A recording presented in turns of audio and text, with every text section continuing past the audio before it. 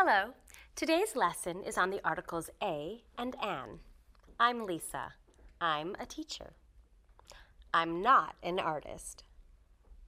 A and an are articles. We use them before singular nouns. Singular means one.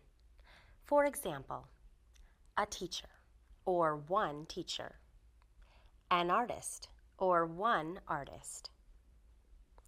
We use a before singular nouns that begin with consonant sounds.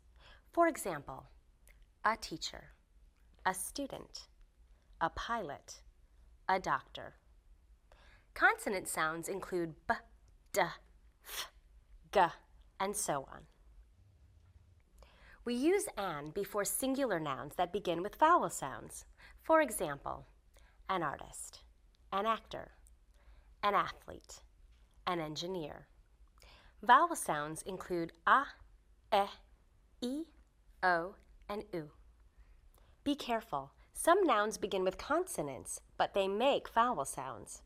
For example, hour begins with the vowel sound ow. We say an hour. Also, some nouns begin with vowels, but they make consonant sounds.